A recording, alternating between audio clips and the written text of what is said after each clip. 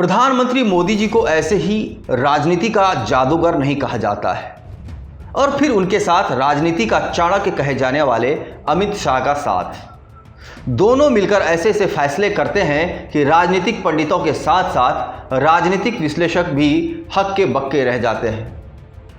मोदी जी ने अभी महाराष्ट्र में हो रही राजनीतिक हलचल में भी सभी को हैरान करने वाला फैसला कर दिया, जब बीजेपी की बड़ी पार्टी होने के बावजूद शिवसेना के एकनाथ शिंदे को महाराष्ट्र का सीएम बना दिया। इस फैसले के पीछे कई कारण हैं। हम आपको बताते हैं कि एकनाथ शिंदे को मुख्यमंत्री बनाए जाने के लिए मोदी जी का मास्टर स्ट्रोक क्या है और इससे 10 संदेश क्या निकल कर आता है। पहला संदेश, शिव सैनिकों का साथ लाना। भाजपा ने शिवसैनिकों में शिवसेना की उपेक्षा की भावना ना पैदा हो जाए, इसलिए भी एक शिवसैनिक को मुख्यमंत्री बनाया गया। दूसरा संदेश, उद्धव समझ लें धोखे का नतीजा।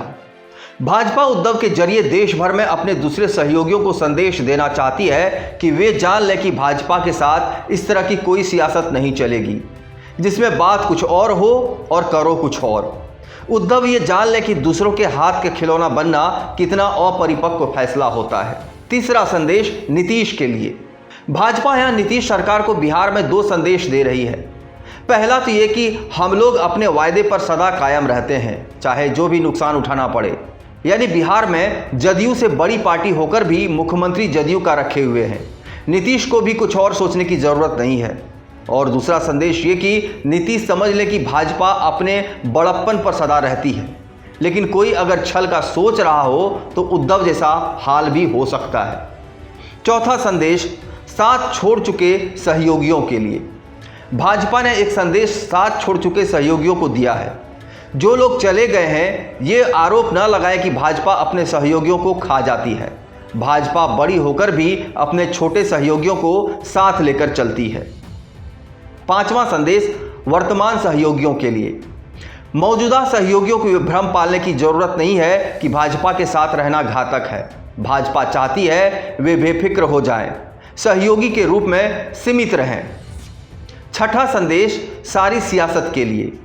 देश की राजनीति में बढ़ रहे अविश्वास, तोड़फोड़ या ईडी सीबीआई के जरिए अपने में मिलाने के आरोपों से पार्टी को बचाना है। ये बात अब मूलहीन होगी कि पार्टी अपनी सरकार बनाने के लिए सारी तोड़फोड़ करती है। सातवां संदेश, क्षेत्रीय अस्मिता का सम्मान। भाजपा ये भी कहना चाहती है कि शिवसेना जैसे सभी क्षेत्रीय दलों को वो साथ लेकर चलेगी। उनकी क्षेत्रीय ताकत को जरूर सम्मान मिलेगा, यानी क्षेत्रीय अस्मिता का सम्मान करेंगे। आठवां संदेश, हिंदुत्व की राजनीति के लिए। भाजपा का साथ छोड़कर उद्धव के जाने से देश में हिंदुत्व की सियासत के साथ सत्ता लोलुप होने के आरोप भी लग रहे थे।